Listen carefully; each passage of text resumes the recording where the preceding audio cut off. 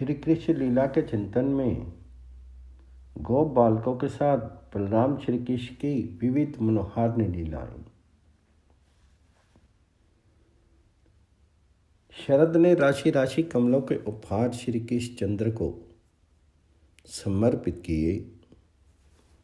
हेमंत ने नव धान्यों का अंबार सजा करके नंदनंदन की अर्चना की। शिशिर ने ओस कनों के असंख्य मालाएं पिरो करके श्री चरणों के लिए पद सजाया। वसंत ने कुसुमित वल्लियों का मुकुलित आम्र शाखाओं का वितान निर्मित कर मले मारुत का व्यंजन ढुला करके भ्रमर गुंजन से कोकिल के कोहू कोहू राव से नील सुंदर का शन शन में अभिनंदन किया। इस प्रकार धेनुक वध के अनंतर 4 ऋतुएं आईं तथा श्री कृष्ण चंद्र का आनंद वर्धन करके उनकी उन लीलाओं के अनुरूप देश काल का निर्माण करके वृंदाकानन के संगन कुंजों में जा छिपी। और अब इसके पश्चात समय पर ही आया है नंदनंदन के 7वें वर्ष का ग्रीष्म। श्रीधारी मात्र इसके स्पर्श से जलने लगते हैं, इसलिए उन्हें यह बहुत प्रिय नहीं है, किंतु वृंदाकानन का स्पर्श इसे भी मनोरम बता देता है, सथा बदल देता है।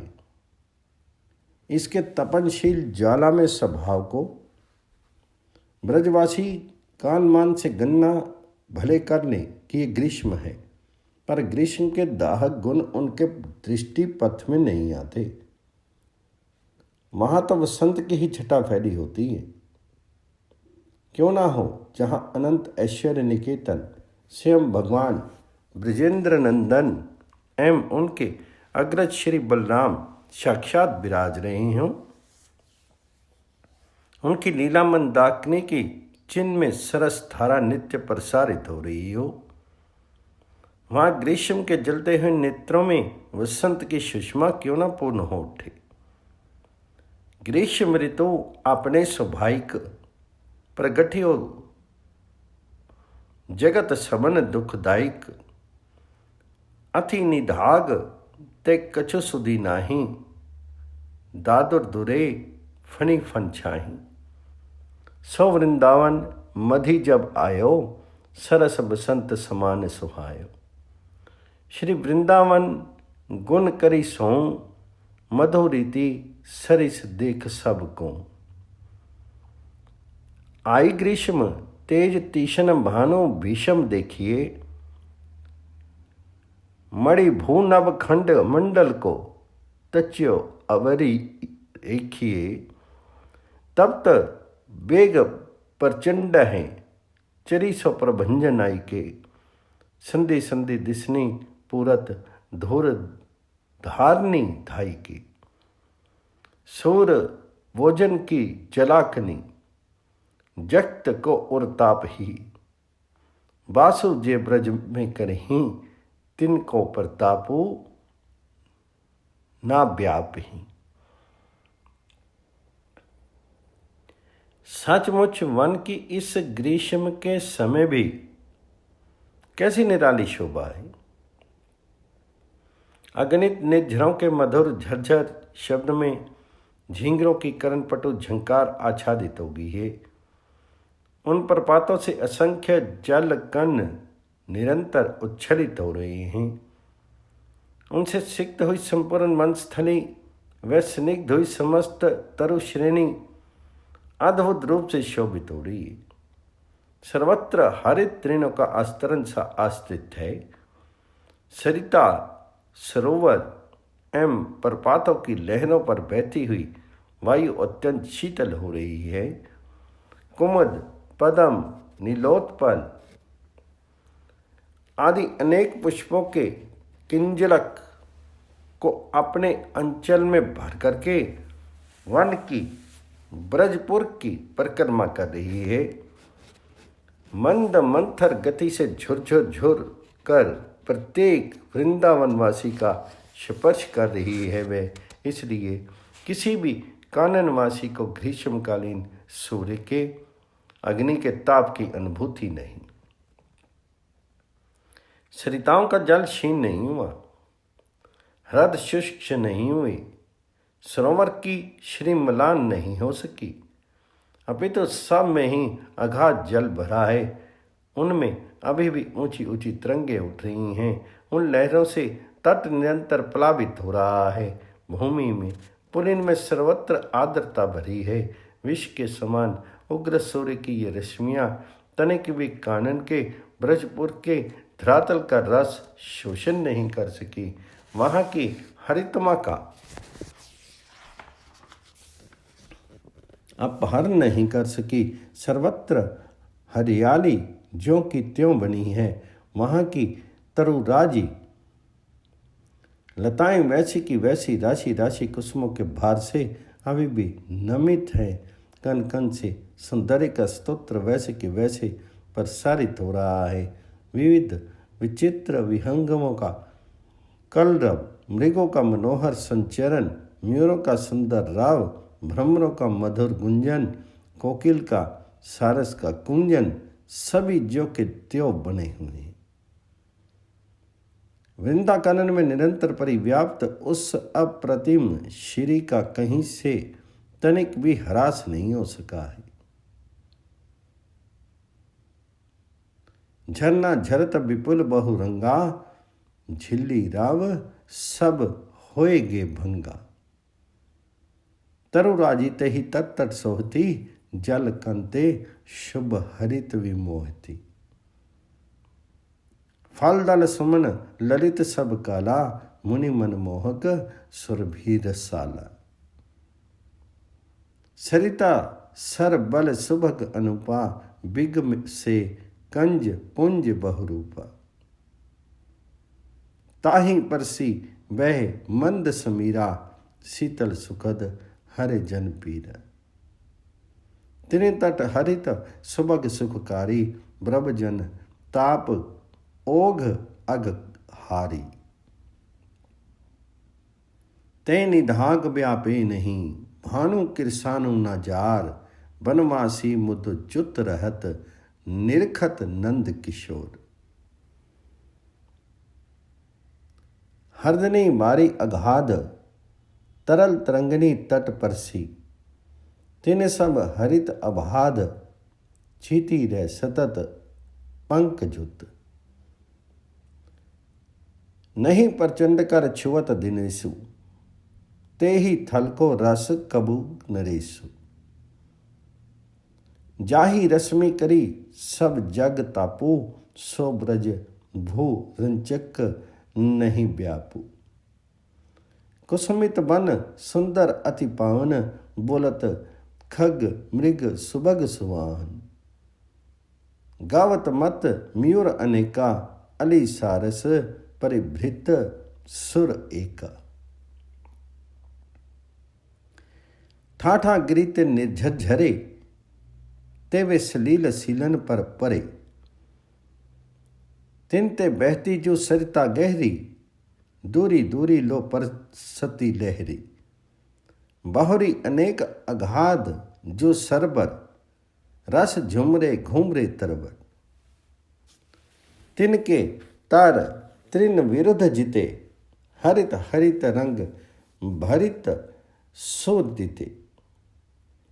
तरनी किरनी जिन नेक न परसे, छिन छिन में छवि तिन में सतसे।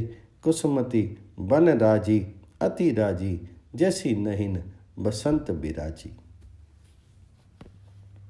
ठोर ठोर सर सरमिज हूले, डोलत लंपट अलिकुल भूले।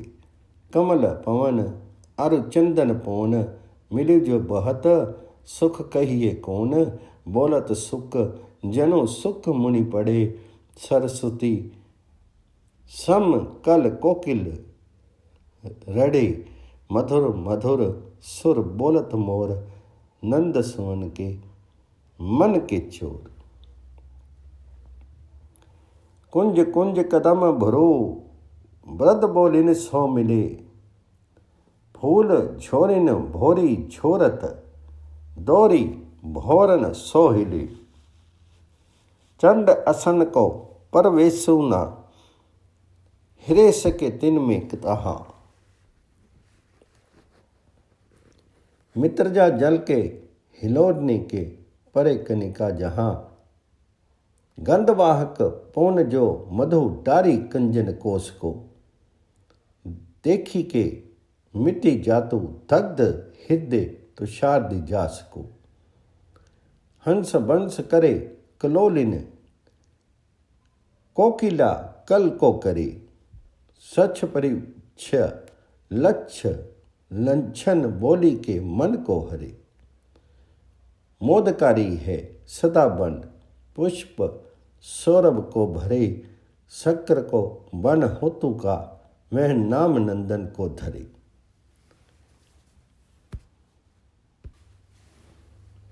अस्तु आज भी सदा की भांति श्री कृष्णचंद्र सब ओर से कुसुमित हरितमा का पुंज बने हुए इस परम रमणीय वन में विहार करने के उद्देश्य से चले जा रहे हैं। आगे आगे उछलती कूदती चली जा रही हैं असंख्य गायें तथा उन्हें सब ओर से घेर करके अतिशय उल्लास में भरे फुदकते से जा रहे हैं वे अपरिमित शिशु। पथ का निर्देश उनके पार्श्व में विराजित अग्रज श्री बलराम जी के द्वारा हो रहा है, क्योंकि स्वयं नील सुंदर तो आज अध्रों पर बंसी धारण किए हुए विविध रागनियों की तान छेड़ने में तन्मय से हुए झूम रहे हैं। तेहि बन प्रवेश कृष्ण कृपाला, भ्रात सहित छवि धाम गोपाला। बेनु बजाई गोपले संगा, धेनु अग्र लिए नाना रंगा। क्रीडा हित तहाँ गे जदुनंदा, जन पालक हरि आनंद कंदा। यही विधि वृंदावन छवि पावत, तै मनमोहन धेनु चिरावत। बाल समेत ब्रज बाल समेत, श्री निकेत सब हीन सुख देत।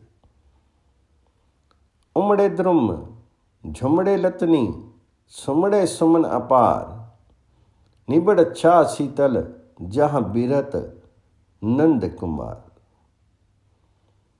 तथा वन विहार आरंभ होने से पूरे सबका अपना मनवांछित श्रृंगार हो जाना भी अनिवार्य है ही। इसके लिए भी संपूर्ण व्यवस्था कानन की अधिष्ठात्री पहले से ही प्रस्तुत रखती है। वह देखो आगे उस विस्तृत वन खंड में वृक्षों के विताल के नीचे भूमि की स्पर्श करने वाली उन हरी हरी लताओं के समीप सभी अपेक्षित सामग्रियां एकत्रित कर दी गई हैं। नव पल्लव झुक झुक कर आवाहन से कर रहे हैं, आवन के देवता मुझे अपने श्री अंग पर, सखाओं के अंगों पर स्थान देकर कृतार्थ कर दो। तुम्हारा आभरण मैं बनूं, इससे अधिक मेरा और सौभाग्य क्या होगा।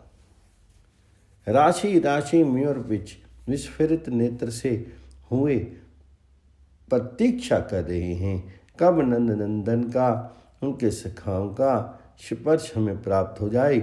किसी ने जैसे चयन कर पुष्पों का ढेर लगा दिया है, उनके रूप में द्रुम बल्लियों के हृदय का आनंद, आनंद की बिखरी हुई लहरें मानो बाढ़ देख रही हैं। वे आ रहे हैं नील सुंदर, हमें धारण करके अलंकृत होंगे भी। एवं उनके प्राण सखावर गैरिकारी धातुओं ने तो जैसे अपने अंतःस्थल का राग समर्पित करने के उद्देश्य से वन की उन पगडंडियों के समीप ही अपना नित्य आवास बना लिया है। पता नहीं कब नील सुंदर हमारे द्वारा रंजित होने की इच्छा कर लें। इस प्रकार सभी वस्तुएं एक साथ उपलब्ध हो गई, तब इनके उपयोग में विलंब क्यों हो। राम श्याम ने, गोप शिष्यों ने देखते देखते ही इन नव किसलियों से मोर पंखों से, चित्र विचित्र कुसुम गुच्छों से, विविध वर्णमय पुष्पमालाओं से, रंगीन धातुओं से अपने आप को भांति भांति के वेश में सजा लिया है। मोर पक्ष स्तरज धातु पर बाला, सुमन गुच्छ किय बेश विशाला। कहूँ रचत भूषण बनमाल, ले ले फल दल फूल पर बाल। सिर मोर पक्ष बनाई खसित संग में, गिरि धातु गात लगाई राजत रंग में।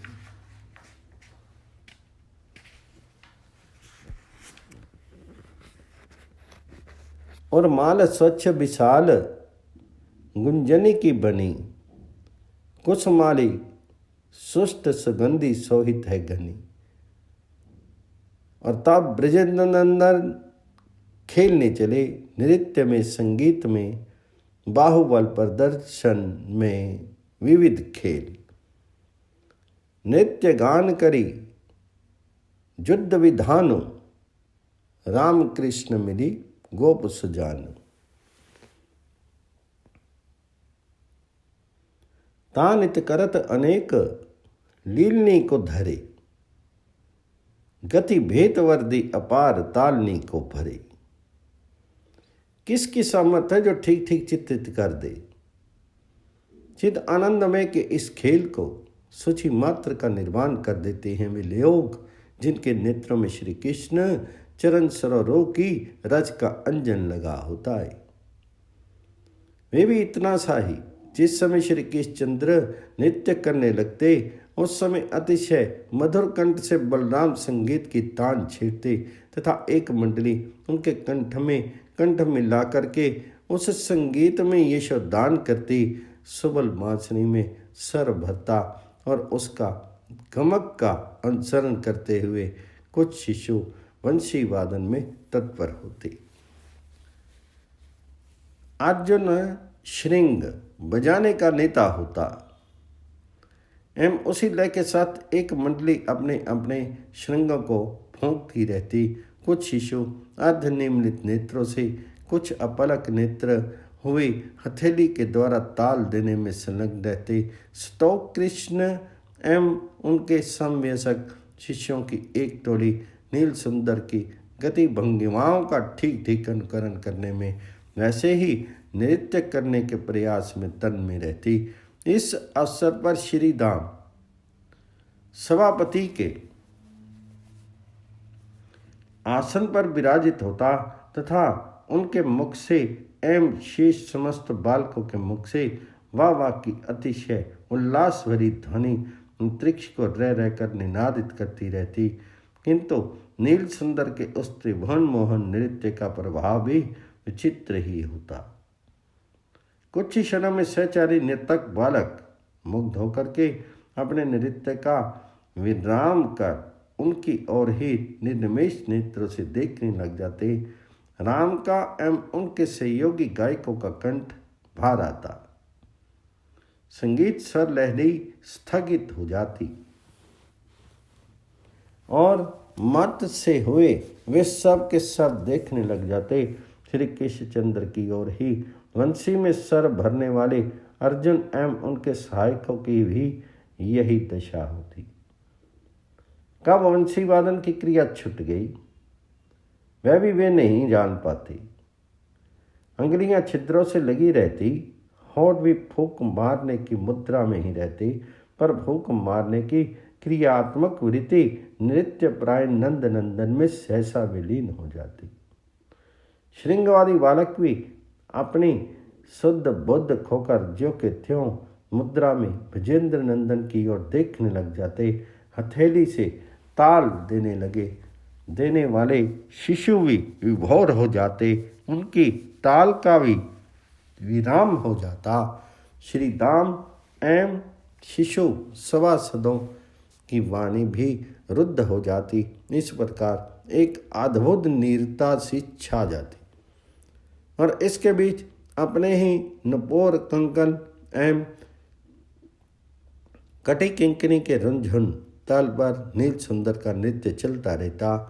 उस समय अंतरिक्षचारी देवगणों को सुंदर अवसर प्राप्त हो जाता। वे गोप शिष्यों का रूप धारण करते नीचे उतर आते तथा गोप रूपधारी पर ब्रह्म पुरुषोत्तम श्री कृष्णचंद्र की स्तुति करने लगते। इस भांति जैसे मंच पर विराजित एक नरश्रेष्ठ स्तवन अन्य नट कर रहे हैं। इतने में शिशु सभासदों की बंसी, श्रृंग वादकों की, तालधारियों की, गायक वर्ग की भाव समाधि टूटती और फिर साधुवाद की तुमल रव से इस नृत्य उत्सव की समाप्ति होती। अब दूसरी क्रीड़ाओं का क्रम चलता। कभी दोनों भाई राम श्याम परस्पर हाथ पकड़ करके कुमार के चाक की तरह घूमने लगते। उस समय कंधों पर झूमती हुई उनकी घुघराली अलकें अद्भुत शोभा धारण करती। पुनः साधुवाद का सर गूंजता और शिशु भी तत्क्षण इस घुमरी प्रीता खेल का अनुकरण आरंभ करते। तब तक राम श्याम में होड़ लगती, कौन कितनी दूर पृथ्वी को फांद सकता है। ये तो दोनों ही साथ साथ कूदते और कई हाथ लंबी भूमि का लंघन कर जाते। कभी ये परीक्षा होती कि क्षेपण यंत्र से अथवा हाथ के वेग से ही ढेले प्रस्तर खंड अथवा अमुक मान के फल को कौन कितनी दूर फेंक पाता है। कभी ताल ठोक ठोक कर दोनों भाई दो दलों के अधिनायक बन जाते। नील सुंदर अपना दुकूल अथवा राम अपना उत्तरीय गोदोहन की रज्जु में लपेट देते। इनकी एक छोर को पकड़ लेता राम के सहित राम का दल एवं दूसरे छोर को धारण करता नील सुंदर के सहित उनका दल, और तब उसे खींचते दोनों अपनी अपनी ओर। विजय किसकी होती, इसे देखते अंतरिक्षचारी देवगण अथवा वे देखे जिन्हें वैसी आंखें प्राप्त हों। शिष्यों में तो विवाद हो जाता, जय मेरी हुई, नहीं नहीं मेरे दल की हुई। अवश्य ही उस समय भी राम श्याम हंसते होते तथा बलाबल का निर्णय करने के लिए जब बाहुयुद्ध की परस्पर दोनों दलों में चुनौती होती तब हंस हंसकर पहला युद्ध होता, भाइयों का ही होता। किंतु अधिक देर तक वह मल्ल क्रीड़ा चल नहीं पाती। सदा की भांति स्तोक कृष्ण गरज उठता और सभी शंकित हो जाते, अरे कन्नो श्रांत हो गया है। तथा प्रसंग बदलने के उद्देश्य से एक मंडली का प्रस्ताव अग्रज के समक्ष या नील सुंदर के आगे आ ही जाता। अरे दादा, अरे कन्नो भैया, हम लोग तो नाच ही नहीं सके, कुछ हम लोगों की भी कला देखो। बस वही श्री कृष्ण एवं रोहिणी नंदन का कार्यक्रम बदल जाता। पुनः छिड़ जाती बांसुरी की तान, बह चलती संगीत की मधुधारा और वे शिशु नृत्य करने लगते। श्याम श्याम बलराम राग अलाप करके बंसी श्रृंग बजा करके उनमें उत्साह भरते। साथ ही नृत्य के ताल परिवर्तन के समय ना जाने कैसे संगीत सर लहरी वाद्य झंकृति अक्षुण्ण बनी रहकर ही दोनों भाइयों के श्रीमुख से निर्गत साधुवाद का वह सुदासपंदी सरसखाव में आनंद उन्माद का संचार करने लगता। अस्तु ये उद्दाम नृत्य पुनः चंचल चेष्टाओं को जागृत करता। देखते देखते ही बिल जयफल आमलक की फलों को परस्पर एक दूसरे पर फेंकने की क्रीड़ा आरंभ हो जाती। मार बचाने के उद्देश्य से पराजित दल कुंजों में छिपने जाता और इस प्रकार आंख मिचौने के खेल का सूत्रपात होता। दौड़ दौड़कर परस्पर स्पर्श करने की क्रीड़ा भी इसके अंतर्गत ही प्रारंभ हो जाती तथा आगे चलकर ना जाने कितने रूपों में ये खेल चलता रहता। विहंगम एवं पशुओं की चेष्टा अनुकृति भी दंडनी क्रीड़ा का आवश्यक अंग है ही। ये भी होती ही साथ ही अल्पवयस्क शिष्यों के साथ मेंढक की भांति फुदक फुदक कर चलने का खेल राम शाम ना खेलें, ये कैसे संभव है। अपने मुंह फुला फुलाकर उसे भांति भांति से विकृत करके सजा करके सखाओं का आनंद वर्धन भी वे करेंगे ही, करते ही हैं। इसके अतिरिक्त वह स्थावर तरु श्रेणी सेवा समर्पित करने की उनके युगेंद्र मुनेन्द्र दुर्लभ श्री अंग स्पर्श की प्रतीक्षा में ही तो खड़ी है, तथा परम उदार गुणागार प्रभु उसका मनोरथ पूर्ण किए बिना कैसे नहीं। इसलिए उन तरु शाखाओं में अपने हाथों झूला डाल करके श्री कृष्णचंद्र झूलने लगते। राज्य शासन प्रजा पालन का खेल हुए बिना भी उन शिष्यों को चैन नहीं, इसलिए इसका भी संपूर्ण अनुकरण होता। राजा के पद को या तो शोभित करते नील सुंदर या बलराम, और फिर देखने योग्य होती उनकी वह खेल खेल की अद्भुत शासन व्यवस्था। अस्तु ये है उनके ग्रीष्मकालीन विशेषता आज की क्रीड़ा की एक संक्षिप्त सूचिका। नचत कृष्ण जब ता समय को गावत सुर बांधी, अपर वाद्य बहुविधि करत कौक ताल सुर साधी। धन्य भागते गोपीवर जे बिहरत हरि संग, मिले ना थोरे पुण्य बिनु सब परस प्रभु को अंग। गोप जाति करे बेस विविध वृंद मोहे सकल, पहिले ही कहियो नरेश छिती गई जब विधि के निकट। कौक गोप तय करे प्रशंसा, कौप श्रृंग रवपुर ही बंसा। कौ के भले भले जू नटवर, नचे भली विधि सो कति धरवर। रीझी रीझी को इमे के बानी, जिमी नट को नट कहीं बखानी। कीडत विविध भांति दो भ्राता, काक पक्ष धर सुभग सुगाता। ताल ठोकी लगत अरु गाजत,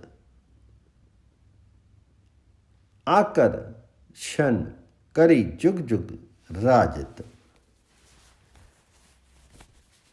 कबू ग्वाल संग भरत बलाई, कबू हास्य करी हसत हसाई।